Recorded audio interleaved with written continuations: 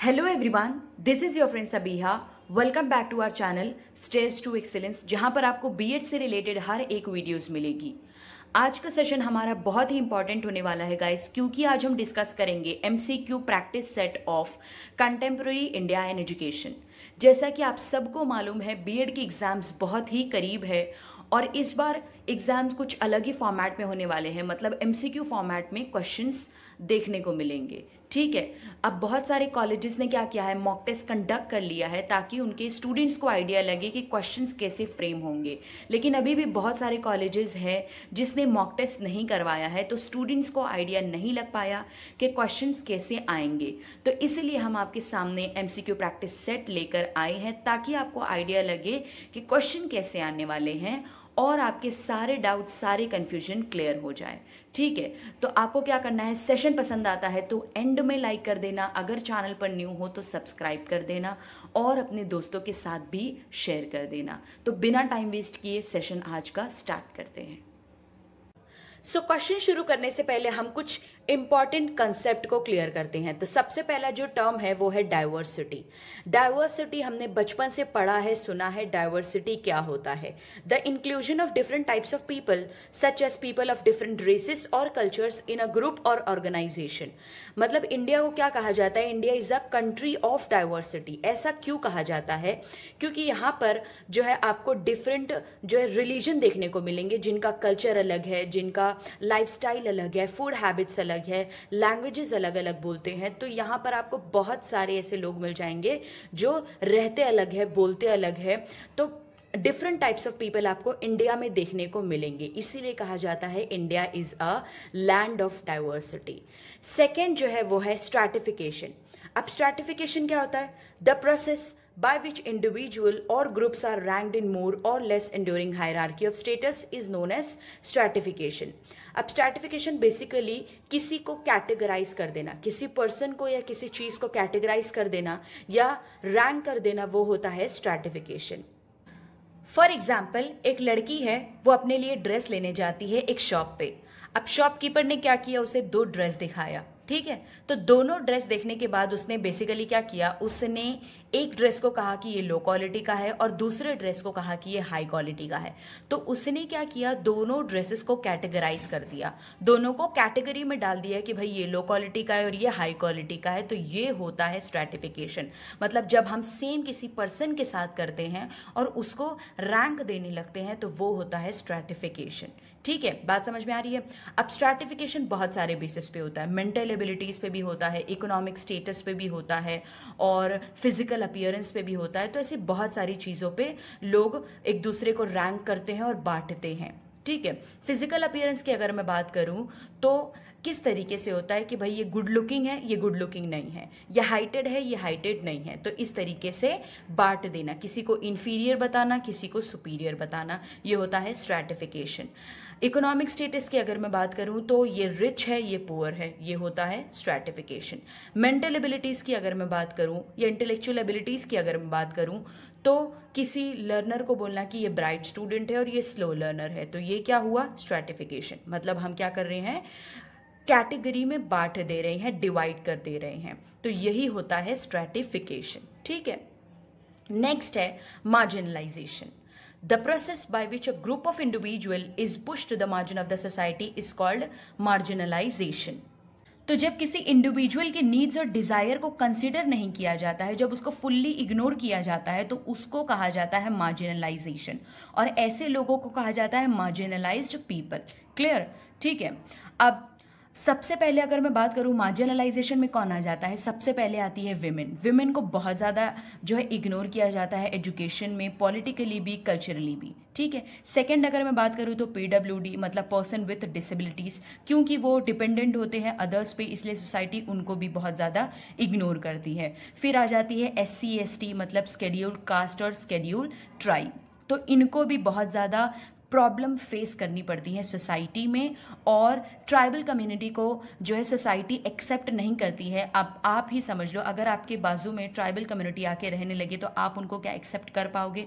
नहीं करोगे, इग्नोर करोगे। तो वही होता है मार्जिनलाइजेशन। ठीक है, अब हम डिस्कस कर लेते हैं डाइवर्सिटी के कुछ डिफरेंट पर्सपेक्टिव। सबसे पहले आ जाता है linguistic diversity, also called as linguism. Linguistic diversity, ये वर्ड से ही आपको समझ में आ गया होगा कि ये क्या कंसेप्ट है इसका। डाइवर्सिटी जैसे कि अभी हमने पढ़ा, डिसिमिलैरिटी, डिफरेंसेस और जो है वेरिएशंस, किस चीज़ में? लिंग्विस्टिक मतलब लैंग्वेज में। ठीक है, तो लैंग्वेज में जो डिफरेंसेस होता है, जो वेरिएशन होते हैं, जो डिफरेंसेस होते हैं, उसको क्या कहते हैं हम? Linguistic diversity. The consciousness or the loyalty of the people speaking a common language in a particular area.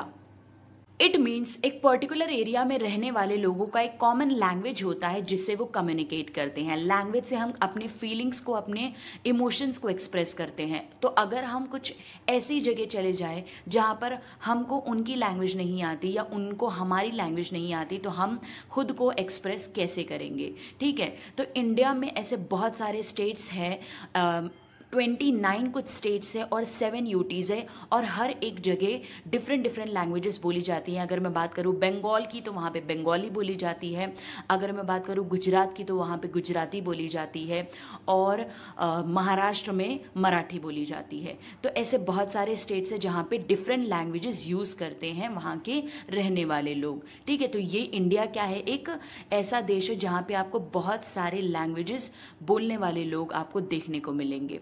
ठीक है, सेकेंड जो हमारा कंसेप्ट है वो है regional diversity, also called as regionalism. The consciousness और the loyalty to the distinct area and within a country usually characterised by the common culture और language और historical and social background. So basically regional diversity क्या होता है? हमको जो एक feeling जुड़ जाती है ना, एक लगाव जो हो जाता है हमारे एरिया से, हमारे रीजन से, वो होता है रीजनल डाइवर्सिटी। ठीक है, अगर मैं आपको एग्जांपल के थ्रू समझाऊं तो जैसे कि अभी आईपीएल की अगर मैं बात करूं तो एक बंदी है, उसका फेवरेट प्लेयर है विराट कोहली। ठीक है, इंडियन क्रिकेट टीम में उसका फेवरेट प्लेयर है विराट कोहली, लेकिन जब आईपीएल होता है तो वो आरसीबी को सपोर्ट नहीं करती है, वो सपोर्ट करती है दिल्ली को। क्यों?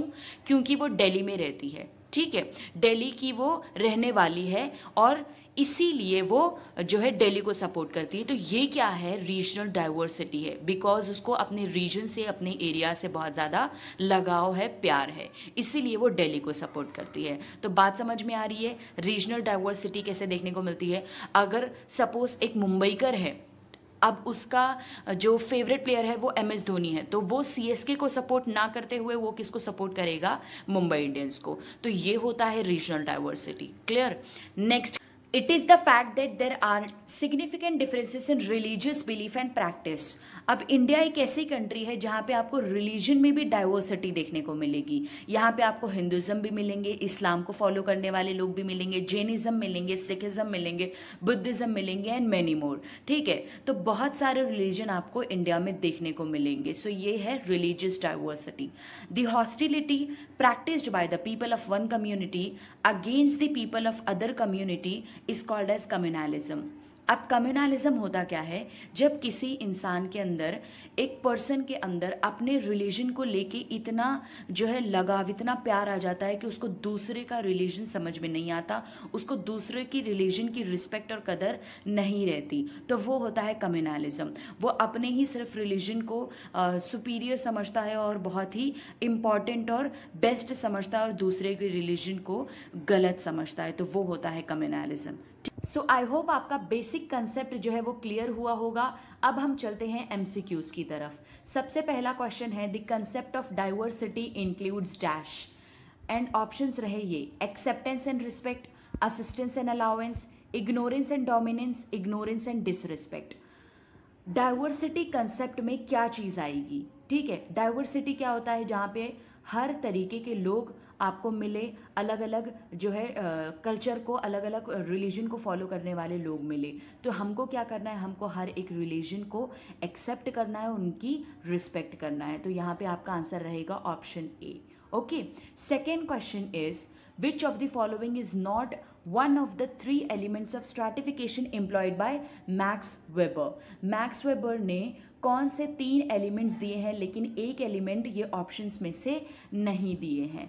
तो ये रहे आपके सामने options: power, class, authority, status. तो मैक्स वेबर ने जो है 3 एलिमेंट्स ऑफ स्ट्रैटिफिकेशन दिया है, जिसको 3 कंपोनेंट्स थ्योरी ऑफ स्ट्रैटिफिकेशन भी कहते हैं, ये आप याद रखना, और वेबेरियन स्ट्रैटिफिकेशन भी कहते हैं। ये भी एमसीक्यू आपके पेपर में जो है पूछ सकता है, ठीक है। अब उसने जो है 3 कंपोनेंट्स मीन क्या दिया है, उसने दिया है इकोनॉमिक क्लास की बात की है, उसने सोशल स्टेटस की बात की है, और उसने पॉलिटिकल पावर की बात की है। उसने कहीं भी अथॉरिटी की बात नहीं की है। So the answer is authority, ठीक है। तो मैक्स वेबर ने 3 डायमेंशंस दिए थे, power, class and authority. Power basically क्या होता है कि एक इंडिविजुअल कितना पावरफुल है सोसाइटी में, जैसे कि एक पॉलिटिशियन होता है, उसके पास कितनी पावर होती है, ठीक है। क्लास की अगर हम बात करें तो क्लास मीन्स वेल्थ भी होता है, मतलब एक पर्सन की इकोनॉमिक पोजीशन क्या है सोसाइटी में, उसने कितना अचीव किया है, तो वो होता है क्लास, ठीक है, जिसे हम वेल्थ कहते हैं। और next and last is status. Status means prestige, मतलब एक इंडिविजुअल की कितनी पॉपुलैरिटी है सोसाइटी में, जैसे कि एक पोएट्स की होती है, एक सेंट की होती है, एक मौलवी की होती है, तो उनको कितना रिस्पेक्ट मिलता है, कितनी इज्जत मिलती है एक सोसाइटी में, तो वो होता है स्टेटस, ठीक है। तो आपको समझ में आया होगा पावर, क्लास और स्टेटस किसको बोलते हैं। Next question is which one of the following is not a principle of social stratification. इनमें से कौन सा सोशल स्ट्रैटिफिकेशन का प्रिंसिपल नहीं है। ऑप्शंस ये रहे आपके सामने। फर्स्ट ऑप्शन है it is a trait of society not simply a reflection of individual differences.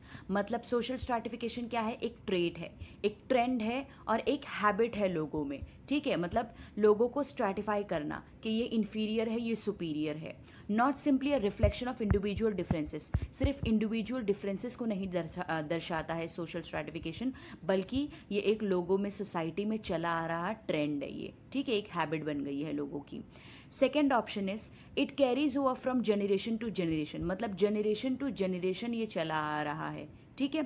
Third option is it is universal but invariable, मतलब ये यूनिवर्सल है, आपको ये हर जगह देखने को मिलेगा, ठीक है। सुपीरियोरिटी और इन्फीरियोरिटी और कैटेगरी में डिवाइड कर देना लोगों को, ये आपको हर जगह देखने को मिलेगा, बट इनवेरिएबल, तो ये हमारा प्रिंसिपल नहीं है। सोशल स्ट्रैटिफिकेशन का थर्ड प्रिंसिपल है it is universal but variable, मतलब इसको हम जो है चेंज कर सकते हैं। फॉर एग्जाम्पल, अगर एक इंसान का एक स्टेटस है तो उसको उसके स्टेटस के हिसाब से उसको इन्फीरियर फील कराया जाता है, उसको कैटेगराइज किया जाता है कि ये लो स्टेटस का है, तो ज़रूरी नहीं है उसको दूसरे कंट्री में भी वो चीज़ फील करवाई जाए, है ना। तो ये चीज़ वेरिएबल है, ठीक है। Last is it involves not just inequality but beliefs as well, मतलब यहाँ पे सोशल स्ट्रैटिफिकेशन में सिर्फ इनइक्वालिटी की बात नहीं होती है, लेकिन यहाँ पर लोगों के बिलीव्स भी है, मतलब मानते भी है लोग ये चीज़ में, सोशल स्ट्रैटिफिकेशन को मानते भी है। कैसे मानते हैं? फॉर एग्जाम्पल, दो जो है बंदे अगर किसी के सामने खड़े हो जाएं, एक अमीर है और एक गरीब है, तो अमीर को ज़्यादा जो है प्रायोरिटी दी जाएगी, ज़्यादा उसको सुपीरियर समझा जाएगा, ज़्यादा हाई समझा जाएगा एज़ कम्पेयर टू पुअर, ठीक है। तो ये लोगों में एक बिलीव भी बन गया, एक कंसेप्शन, एक उनका परसेप्शन बन गया है, ठीक है। तो इसका आंसर क्या आएगा? C option, it is universal but variable है, ठीक है। Next question is stratification is dash. अब स्ट्रैटिफिकेशन क्या है ये हमने समझ लिया है, ऑप्शंस देखते हैं। The division of society into categories, ranks और क्लासेस, मतलब सोसाइटी को डिवाइड कर देना कैटेगरीज में, रैंक्स में और क्लासेस में, यही होता है stratification. So answer is A option, okay. बाकी के ऑप्शंस को भी देखते हैं। The unequal sharing of square resources and social rewards, जब एक इंसान रिसोर्सेस और रिवॉर्ड्स अनइक्वली किसी में बांटने लगे, शेयर करने लगे, तो वो क्या होता है? वो होता है सोशल इनइक्वालिटी। जैसे कि एक लड़की में और एक लड़के में फ़र्क किया जाता है और उसको रिसोर्सेस कम प्रोवाइड किया जाता है, एक लड़की को कम रिसोर्सेस प्रोवाइड किया जाता है और एक लड़के को ज़्यादा प्रोवाइड किया जाता है, तो वो क्या है? सोशल इनइक्वालिटी, ठीक है। Next option is a social structure in which classes are determined by ascribed status is caste system, ठीक है। अस्क्राइब स्टेटस होता क्या है, अब ये मैं बता दूं। अस्क्राइब स्टेटस जो हमको बर्थ से मिला है, हमको बर्थ से क्या क्या मिला रहता है, हमको कलर बर्थ से मिला रहता है, कास्ट हमारा, हमारा जेंडर, हमारा बर्थ ऑर्डर, तो ये सब क्या है, अस्क्राइब स्टेटस है। हम इसको चेंज नहीं कर सकते हैं, चाह के भी, एफर्ट डाल के भी हम इसको चेंज नहीं कर सकते, क्योंकि हमको जो है पैदा होते साथ ये चीज़ मिली है, ठीक है। तो हम इसको चेंज नहीं कर सकते हैं। तो इसमें इसलिए इसको कहा जाता है कास्ट सिस्टम, मतलब कास्ट को हम लोग चेंज नहीं कर सकते। अगर यहाँ पर कोई इंसान रहता है, वो शर्मा लिखता है अपने नाम के आगे, तो वो राजस्थान में जाए या दुबई में जाए, वो शर्मा ही रहने वाला है। वो शर्मा, उसका सरनेम चेंज नहीं होगा, ठीक है, क्योंकि वो उसको उसके पेरेंट्स से मिला है, ठीक है ना। Next is a social structure in which classes are determined by achieve status is class system. मतलब जो इंसान एक अचीव स्टेटस, मतलब एक एफर्ट डाल के जो अचीव करता है ना, वो होता है क्लास सिस्टम। मतलब हम अपने क्लास को चेंज कर सकते हैं, एफर्ट डाल के अचीव कर सकते हैं हम अपने लाइफ में कुछ, ठीक है, अगर हम एफर्ट डालते हैं तो। यहाँ पे बिल गेट्स का एक बहुत ही प्यारा कोट है, जिसमें वो कहते हैं कि if you are born poor it's not your mistake, but if you die poor it's your mistake. मतलब अगर आप गरीब फैमिली में बॉर्न होते हो, आप गरीब अब बॉर्न होते हो, तो ये आपकी मिस्टेक नहीं है। लेकिन अगर आप गरीबी में ही मर जाते हो तो ये आपकी मिस्टेक है। क्यों? क्योंकि हम अचीव कर सकते थे हम अपनी लाइफ में, लेकिन हमने नहीं किया, ठीक है। एफर्ट डाल के हम अपने लाइफ में कुछ अचीव कर सकते थे, लेकिन हमने नहीं किया। हम अपने क्लास को चेंज कर सकते थे, लेकिन हमने नहीं किया, ठीक है। तो जब एक इंसान अपने क्लास को चेंज कर लेता है तो वो क्या कहलाता है, अचीव स्टेटस में आता है। So a social structure in which classes are determined by achieved status is class system. Okay. So the next question is the class system depicts dash social mobility. Class system कौन सा social mobility दर्शाता है? आपके options है open, closed, vertical या horizontal. अब सबसे पहले सोशल मोबिलिटी होता क्या है वो समझ लेते हैं। Any change in social position is social mobility. Okay, कोई भी चेंज अगर सोशल पोजीशन में होता है या सोशल लेवल में या सोशल स्टेटस में होता है तो वो क्या होता है, सोशल मोबिलिटी कहलाता है। अब क्लास सिस्टम क्या होता है, क्लास को हम चेंज कर सकते हैं। अगर कोई गरीब फैमिली को बिलोंग करता है तो वो एफर्ट डाल के कुछ अचीव कर सकता है और वो अपने स्टेटस को, अपने क्लास को चेंज कर सकता है, ठीक है। तो ये क्लास सिस्टम हमेशा हमेशा ओपन सोशल मोबिलिटी होता है। आपको ये चीज़ याद रखना है, क्लास सिस्टम हमेशा ओपन सोशल मोबिलिटी होता है, क्योंकि ओपन सोशल मोबिलिटी में हमको मूवमेंट अलाउ करता है, हम मूव कर सकते हैं। तो क्लास सिस्टम में हम जो है क्लास अपना चेंज कर सकते हैं। तो यहाँ पे मूवमेंट हो रहा है, तो इसलिए ये क्या है, ओपन सोशल मोबिलिटी है। Whereas the caste system depicts dash social mobility. Caste system आपका कौन सा सोशल मोबिलिटी शो करेगा, ओपन, क्लोज्ड, वर्टिकल या हॉरिजॉन्टल। तो आपका कास्ट सिस्टम हमेशा क्या रहेगा, क्लोज्ड सोशल मोबिलिटी। क्लोज्ड क्यों? क्योंकि क्लोज्ड में हम मूवमेंट नहीं कर सकते हैं और कास्ट हम अपनी चेंज नहीं कर सकते हैं। कास्ट हमारा जो हमको बर्थ से मिला है, हमको हमारी फैमिली से जो मिला है वही रहेगा और वही generation to generation pass on होगा। हम अपने कास्ट को चेंज नहीं कर सकते हैं, इसीलिए कास्ट सिस्टम ऑलवेज क्या रहेगा, क्लोज्ड सोशल मोबिलिटी रहेगा। और क्लास सिस्टम क्या रहेगा, हमेशा ओपन सोशल मोबिलिटी रहेगा। क्लियर? अब vertical and horizontal social mobility समझते हैं। वर्टिकल सोशल मोबिलिटी क्या होता है, फॉर एग्जांपल एक नॉर्मल एम्प्लॉय है, उसने बहुत ज़्यादा हार्डवर्क किया और उसने बहुत ज़्यादा एफर्ट डाला जिससे उसकी पोजीशन चेंज हुई। उसको नॉर्मल एम्प्लॉय से उसने क्या अचीव किया, मैनेजर की पोजीशन अचीव किया।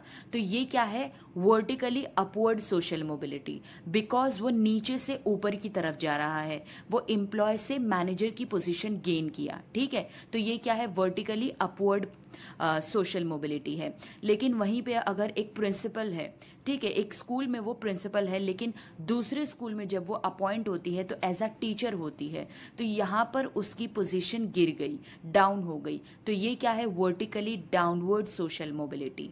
बात समझ आ रही है? वर्टिकली अपवर्ड सोशल मोबिलिटी और वर्टिकली डाउनवर्ड सोशल मोबिलिटी क्या है? क्लियर? अब हॉरिजॉन्टल सोशल मोबिलिटी क्या है?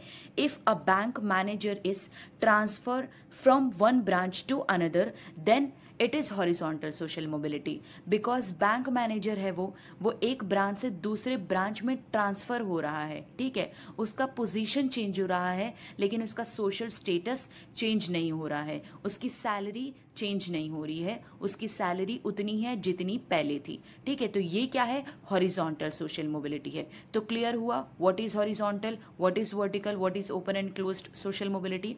अब ओपन एंड क्लोज्ड का क्वेश्चन कैसे घुमा के दे सकता है ये हम नेक्स्ट क्वेश्चन में देखते हैं। So here is the question, the example of open group is what? Class, caste, gender या सेक्स। तो इन चारों में से कौन सा राइट आंसर है, कौन सा एग्जाम्पल है ओपन ग्रुप का? ओपन ग्रुप क्या होता है? जिसमें हम मूवमेंट कर सकते हैं, ठीक है। तो हम मूवमेंट किस में कर सकते हैं? क्लास में, है ना। हम नीचे से ऊपर या ऊपर से नीचे जा सकते हैं, हम अपने क्लास को, अपने स्टेटस को चेंज कर सकते हैं। तो एग्जाम्पल क्या हुआ ओपन ग्रुप का? Class. Okay, and next question क्या है हमारा? The example of closed group is, option same है, कास्ट, क्लास, जेंडर और सेक्स। तो इन चारों में से राइट आंसर क्या है? कास्ट, क्योंकि कास्ट को हम चेंज नहीं कर सकते हैं और क्लोज्ड ग्रुप कोई भी मूवमेंट अलाउ नहीं करता है, तो इसलिए कास्ट हमारा एग्जाम्पल है क्लोज्ड ग्रुप का।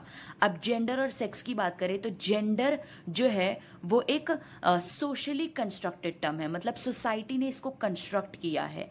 सेक्स क्या है? एक बायोलॉजिकल टर्म है, ठीक है। अब आपको अपने एग्जाम में कुछ इस तरीके का भी क्वेश्चन देखने को मिल सकता है कि which term is constructed by society, तो आपका यहाँ पे आंसर रहेगा जेंडर, क्योंकि सोसाइटी ने कौन सा टर्म दिया है? जेंडर। ओके, सो ऐसा क्वेश्चन भी आपको देखने को मिल सकता है। नेक्स्ट क्वेश्चन है, social stratification is a special form of social dash, social understanding, social inequality, social harmony या सोशल इक्वालिटी। अब कौन सा राइट आंसर है वो आपको मुझे बताना है। सोशल स्ट्रैटिफिकेशन क्या होता है हमने समझ लिया है। अगर किसी भी इंडिविजुअल को हम कैटेगराइज करते हैं, रैंकिंग देते हैं, ठीक है, या उसके क्लासेस को डिवाइड कर देते हैं सोसाइटी में, किसी को इन्फीरियर और किसी को सुपीरियर बताते हैं, किसी को हायर और किसी को लोअर बताते हैं, तो वो क्या है? हायरार्की फॉर्म में किसी को अरेंज कर देते हैं, तो वो है सोशल स्ट्रैटिफिकेशन। और यही होता है सोशल इनइक्वालिटी, मतलब किसी को कम और ज़्यादा बताना, ठीक। तो social stratification is a specific form of social inequality, correct? Next question है, in India dash is the most traditional form of social stratification। कौन सा इंडिया में ट्रेडिशनल फॉर्म माना जाता है सोशल स्ट्रैटिफिकेशन का? आपके ऑप्शंस है caste system, class system, state system या बोथ ए एंड बी। तो इंडिया में हम सोशल स्ट्रैटिफिकेशन का ट्रेडिशनल फॉर्म सबसे क्या है? कास्ट सिस्टम है। आंसर क्या आएगा आपका? Caste system, because caste system में हमको ये बताना पड़ता है कि हम ओपन ग्रुप से हैं या हम एससी से बिलोंग करते हैं या एसटी ग्रुप से बिलोंग करते हैं, तो वहाँ पे हमको कैटेगराइज किया जाता है कि तुम कौन सी कैटेगरी को बिलोंग करते हैं वो लिखो या वो बताओ। तो ये क्या है? सोशल स्ट्रैटिफिकेशन है और ये चीज़ इंडिया में होती है, ठीक है। तो कास्ट सिस्टम क्या है? सोशल स्ट्रैटिफिकेशन का एक ट्रेडिशनल फॉर्म है। Next question is what is the universal feature of almost every state, मतलब हर एक स्टेट का यूनिवर्सल फीचर इनमें से क्या है? आपके ऑप्शंस है one state one language, one state two languages, two states one language या नन ऑफ द अबव। अब इसमें से कौन सा राइट आंसर है, कौन सा यूनिवर्सल फीचर है हर एक स्टेट का? तो आपको मालूम है बहुत सारे स्टेट्स है। कितने स्टेट्स है? 29 स्टेट्स है और यूटीज कितने हैं? 7। हर जगह डिफरेंट लैंग्वेजेस बोली जाती है, ठीक है। अब पंजाब में पंजाबी बोली जाती है। अब ऐसा तो नहीं है कि पंजाब में पंजाबी भी बोली जा रही है और बंगाली भी बोली जा रही है, नहीं, एक स्टेट में एक लैंग्वेज बोली जा रही है। तो इसका राइट आंसर क्या है? वन स्टेट वन लैंग्वेज, ठीक है। हर एक स्टेट में एक पर्टिकुलर लैंग्वेज ही फॉलो होती है और बोली जाती है, तो वो उसका यूनिवर्सल फीचर है, correct. Now next question is on dash Hindi became the national language in India. कौन से दिन हिंदी नेशनल लैंग्वेज बन गई थी इंडिया में? ठीक है, ऑप्शन है आपके 15 अगस्त 1965, 15 अगस्त 1956, 26 जनवरी 1965 या 26 जनवरी 1956। तो आपका राइट आंसर है 26 जनवरी 1965। 26 जनवरी 1965 को हिंदी नेशनल लैंग्वेज बन गई थी इंडिया में। यह आपको याद रखना है, ये डेट आपको हमेशा याद रखना है कि हिंदी नेशनल लैंग्वेज कब बनी थी, 26 जनवरी को, और कौन सा ईयर था, 1965। Okay, now next question is dash is the most formidable obstacle in the path of national unity. National unity के रास्ते पे इनमें से कौन सी सबसे बड़ी रुकावट है, वो आप मुझे बताइए। कम्युनलिज्म, लिंग्विज्म, रीजनलिज्म या यूनिवर्सलिज्म? अब रुकावट तो सभी ही है, लेकिन सबसे ज़्यादा जो है वो है लिंग्विज्म। अब आप सभी को पता है इंडिया क्या है, एक मल्टीलिंगुअल कंट्री है जहाँ पे अराउंड 2000 लैंग्वेजेस इंक्लूडिंग डायलेक्ट्स बोले जाते हैं। लेकिन यहाँ पर ऐसे बहुत से लोग रहते हैं जो अपनी लैंग्वेज को प्रायोरिटी देते हैं, और जो दूसरे लैंग्वेज बोलने वाले लोग हैं अगर उनको सेम राइट्स मिलता है जो कि वो क्लेम करते हैं तो उनको ये चीज़ पसंद नहीं आती है, और इस वजह से कॉन्फ्लिक्ट्स होने लगते हैं लैंग्वेज को लेकर। इसीलिए लिंग्विज्म बहुत ही बड़ा ऑब्स्टैकल है, रुकावट है नेशनल यूनिटी में। Understood? Next question is a social process in which people are systematically blocked from opportunities, resources and rights is dash. मतलब ऐसा कौन सा प्रोसेस है जिसमें लोगों को ब्लॉक्ड कर दिया जाता है अपॉर्चुनिटीज से, रिसोर्सेज से, राइट्स से? आपके ऑप्शंस है marginalisation, social stratification, social mobility या डाइवर्सिटी। तो हम ऑप्शन एक एक करके जाते हैं। मार्जिनलाइजेशन क्या होता है? जहाँ पे लोगों को इग्नोर किया जाता है। तो इग्नोरेंस आपको मार्जिनलाइजेशन में देखने को मिलेगा, जहाँ पे लोगों को अपॉर्चुनिटीज से, रिसोर्सेज से, राइट से जो है ब्लॉक्ड कर दिया जाता है और उन्हें फुल्ली इग्नोर किया जाता है। तो इसका आंसर क्या है? मार्जिनलाइजेशन। सोशल स्ट्रैटिफिकेशन क्या है? हमने डिस्कस किया है, लोगों को कैटेगरीज में या रैंक्स में या हायरार्की फॉर्म में डिवाइड कर देना, वो होता है सोशल स्ट्रैटिफिकेशन। सोशल मोबिलिटी क्या होता है? Change in social status. अगर सोशल स्टेटस में चेंज हो रहा है तो वो क्या है? Social mobility. डाइवर्सिटी क्या है? वो भी हमने पढ़ लिया है। अलग अलग कल्चर, अलग अलग रिलीजन को मानने वाले लोग जो रहते हैं एक साथ, तो वो क्या होता है? Diversity. Okay, now next question is dash brought Persian language to India. India में पर्शियन लैंग्वेज कौन लेकर आया था? आपके ऑप्शंस है ब्रिटिश, मुगल्स, ममलूक डायनेस्टी या आदिल शाह डायनेस्टी। तो पर्शियन लैंग्वेज इंडिया में मुगल्स लेकर आए थे। तो राइट आंसर क्या है? मुगल्स। ब्रिटिश जो है वो इंग्लिश लैंग्वेज लेकर आए थे।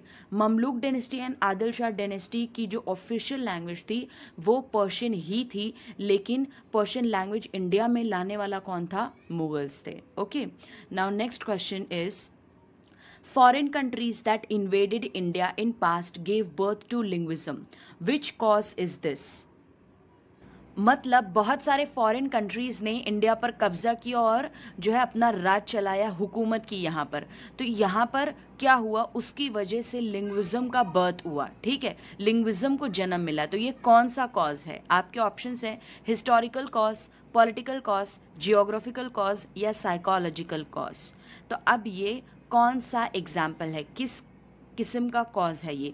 तो ये है हिस्टोरिकल कॉज। हिस्टोरिकल कॉज क्यों है? क्योंकि हम अपनी हिस्ट्री में पढ़ते हैं कि इंडिया में कौन कौन रूलिंग कर चुका है, और जब जो रूल करने आए थे तो वो अपने साथ कौन सी लैंग्वेज को लेके आए थे। अब ये आपने लाइन तो सुनी है कि जो है अंग्रेज़ चले गए लेकिन अंग्रेज़ी छोड़ गए। तो वो तो चले गए हैं लेकिन अपनी जो है लैंग्वेज को वो छोड़ के चले गए हैं। तो यही हुआ लिंग्विज्म का बर्थ। तो इसलिए ये क्या है? एक हिस्टोरिकल कॉज है। हम अपने हिस्ट्री में ये चीज पढ़ते आए हैं। Okay, now next question is Kaveri river starts in Karnataka and flows to Tamil Nadu is an example of dash.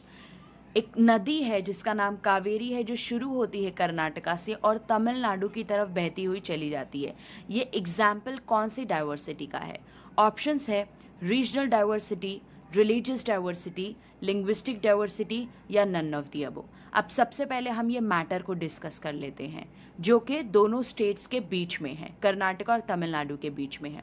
ये मैटर कुछ चला आ रहा है 1892 से, 1892 से ये मैटर और ये झगड़ा विवाद चला आ रहा है। और तब तो कर्नाटक और तमिलनाडु नहीं था क्योंकि इंडिया को इंडिपेंडेंस नहीं मिला था, ये बहुत पहले की बात है, सालों पहले की बात है। तो तब क्या थी, तब मैसूर और मद्रास रेसिडेंसी थी। तो इन दोनों में जो है लड़ाई हुई इस चीज़ को लेकर और थोड़ा मुद्दा बना, फिर कुछ कंक्लूजन पे आया गया और इस मसले को सुलझाया गया।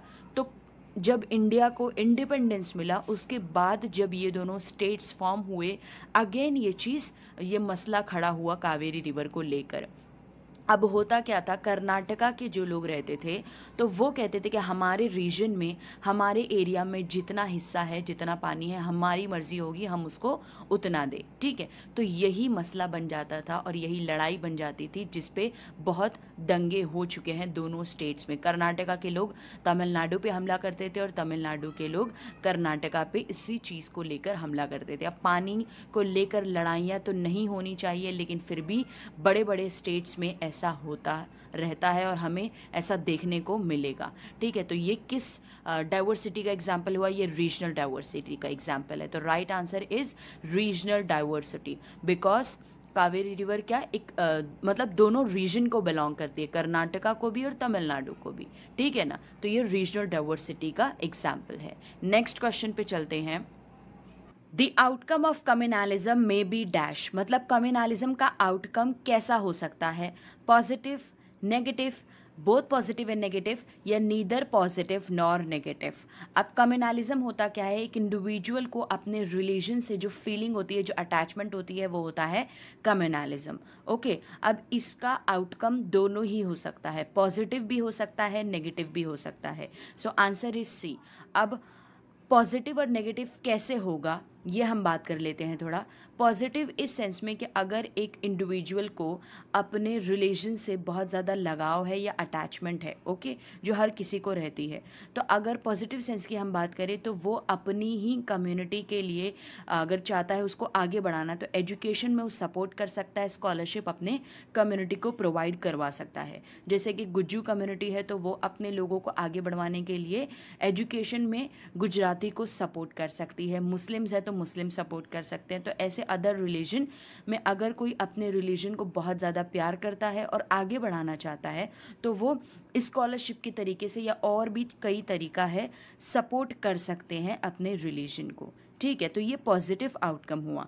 नेगेटिव आउटकम की अगर हम बात करें तो इसमें क्या होता है, एक इंडिविजुअल दूसरे रिलीजन को एक्सप्लॉइट करने की कोशिश करता है, या तो पावर के लिए या पोजीशन के लिए या स्टेटस पाने के लिए, ठीक है, या कोई चीप पब्लिसिटी स्टंट के लिए, ये सब कुछ करता है। या उसका पॉलिटिकल पर्पस होता है, या कुछ प्राइवेट पर्पस होता है, या फिर कुछ उसका पर्सनल पर्पस होता है।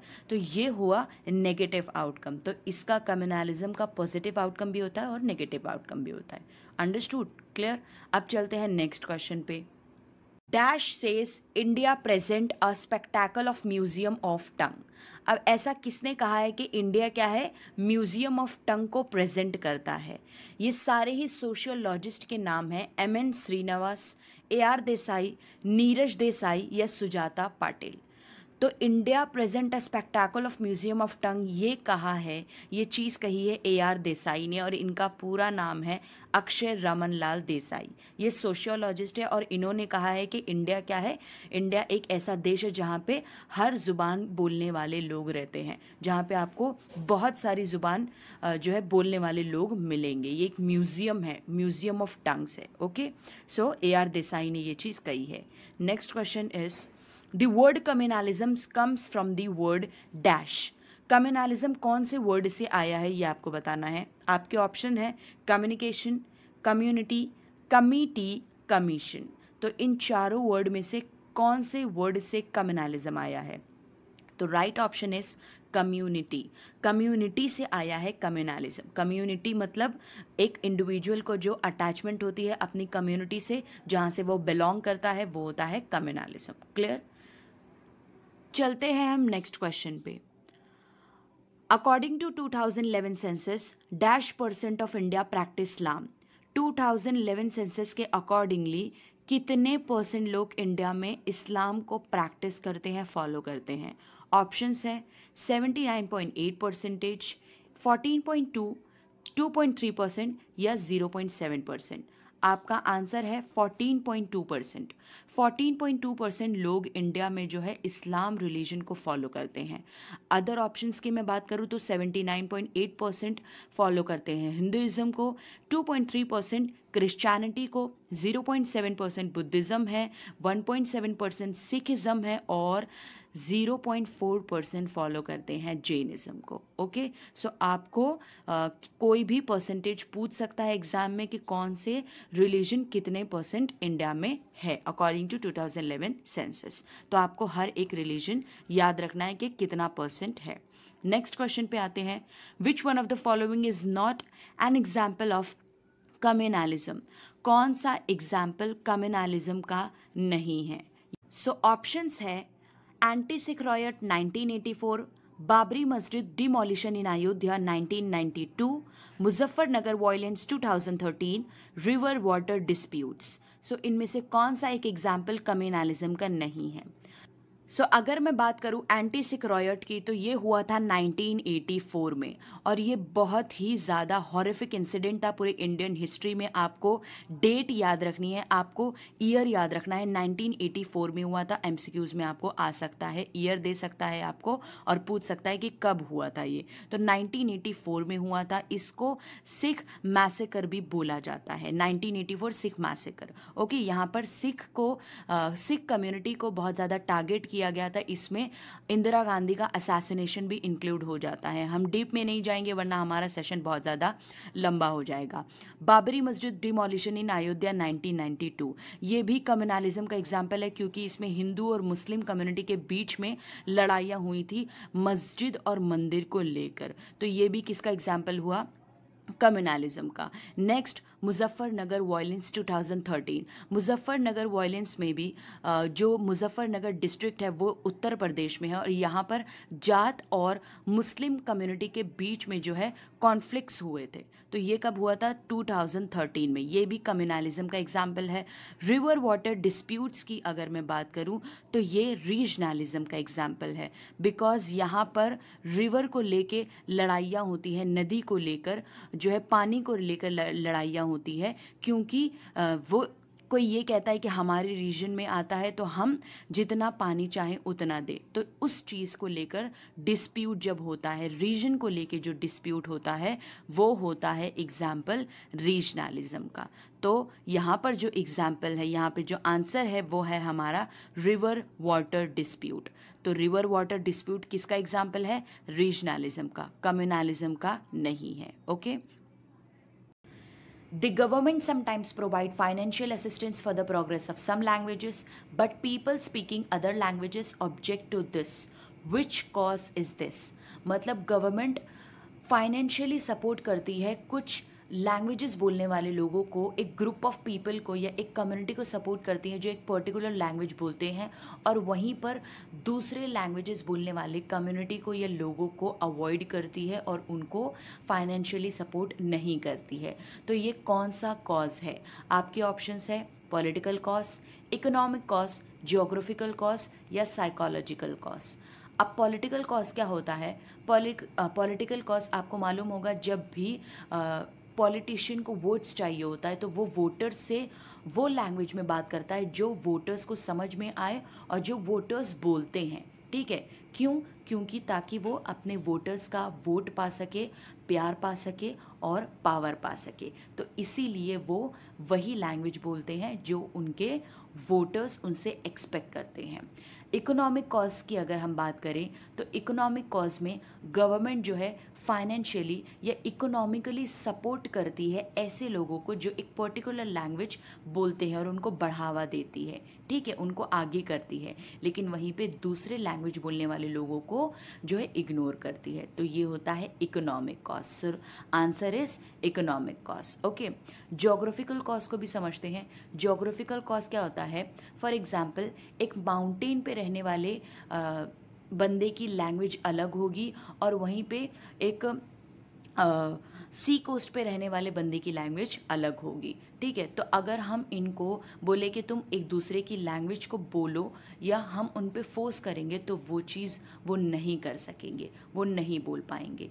तो ये लिंग्विज्म को जो है बढ़ावा देता है। साइकोलॉजिकल कॉज की अगर हम बात करें तो साइकोलॉजिकल कॉज में अगर हम कोई रीजन में रहते हैं तो अब हम वो रीजन से अटैच हो चुके हैं, वहीं की जो मदर टंग थी वो हमारी मदर टंग बन चुकी है और हम कोई और लैंग्वेज को एक्सेप्ट नहीं कर सकते हैं। तो ये होता है साइकोलॉजिकल कॉज, मतलब हमारे दिमाग में वही चीज़ बैठ जाती है और वही चीज़ हमारी मदर टंग बन जाती है और हम किसी और लैंग्वेज को बिल्कुल भी एक्सेप्ट नहीं कर पाते हैं। तो ये होता है साइकोलॉजिकल कॉज। तो इस तरीके से लिंग्विज्म को बढ़ावा मिलता रहता है। ठीक है, सो हमारा आंसर जो है वो है इकोनॉमिक कॉज इस क्वेश्चन का। Next question is, which one of the following is not a role of teacher in linguism, regionalism and religious diversity? इनमें से कौन सा रोल ऑफ टीचर नहीं है linguism, regionalism and religious diversity में? So options देखते हैं। The teacher should enable the children to understand man as a human first and then an Indian और रशियन। मतलब एक टीचर को ये सिखाना चाहिए अपने स्टूडेंट्स को कि वो सबसे पहले क्या है, एक ह्यूमन है और फिर इंडियन है। सबसे पहले क्या है, एक इंसान है एंड देन इंडियन है, फिर वो मुस्लिम है, फिर वो हिंदू है, फिर वो क्रिश्चियन है, लेकिन सबसे पहले क्या है, एक ह्यूमन है, एक इंसान है। ठीक है, the teacher should teach national integration to the students. Teacher को अपने स्टूडेंट्स को नेशनल इंटीग्रेशन सिखाना चाहिए, बताना चाहिए, ताकि वो दूसरे के कल्चर की, दूसरे के रिलीजन की रिस्पेक्ट करे। ठीक है, various methodology should be used in the classroom while teaching. Teaching करते हुए हम बहुत सारे मेथोडोलॉजीज़ को, बहुत सारे मेथड्स को यूज़ कर सकते हैं अपने क्लासरूम में, जैसे कि कोलैबोरेटिव लर्निंग करवा सकते हैं, कोऑपरेटिव लर्निंग करवा सकते हैं हम अपने क्लासरूम में, ताकि एक दूसरे की रिलीजन को उनकी समझ आए। रोल प्ले करवा सकते हैं, तो उससे क्या होगा, रोल प्ले से क्या होगा कि अगर एक इंसान को दूसरे के रिलीजन के बारे में नहीं पता है तो रोल प्ले से उनको समझ में आने लगेगा और वो मतलब एक दूसरे के रिलीजन की रिस्पेक्ट करने लगेंगे। ठीक है, स्कूल प्रोजेक्ट्स करवा सकते हैं। ठीक है, तो ये सब हम चीज़ अपने क्लासरूम में करवा सकते हैं। Next, the teacher should enable every child to understand that nothing is common in any religion, race, culture and ideology। तो ऐसा टीचर को नहीं करना है। सो यही हमारा आंसर है। टीचर को क्या करना है, टीचर को ऐसा नहीं करना है।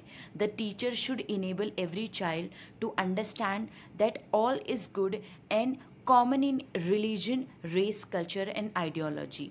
मतलब हर एक रिलीजन में चीज़ें सेम होती है, बस वेज डिफरेंट होते हैं, ये उनको समझाना है। प्रेयर जो है एक मुस्लिम भी करता है, एक हिंदू भी करता है, एक क्रिश्चियन भी करता है, लेकिन वेज डिफरेंट है। मैरिजेस जो है एक हिंदू भी करता है, एक हिंदू में भी होती है, एक मुस्लिम्स में भी होती है, क्रिश्चियन में भी होती है। ठीक है, हर रिलीजन में होती है, बट अगेन वेज डिफरेंट है। तो ये चीज़ बच्चों को समझाना है कि हमारे में हर चीज़ कॉमन है बट वेज अलग अलग है। तो राइट ऑप्शन क्या है, डी, ये टीचर का रोल नहीं है। Now last question is, which one of the following is not a role of education in religious, regional and linguistic diversity? इनमें से कौन सा रोल ऑफ एजुकेशन नहीं होना चाहिए religious, regional and linguistic diversity में? ऑप्शंस है encouragement of all major languages, reorganization of the syllabi, improvement of textbooks and encouragement of extracurricular activities, national disintegration। तो ये ऑप्शंस है, एक एक करके हम एक एक ऑप्शंस को समझते हैं और कंसेप्ट क्लियर करते चलते हैं।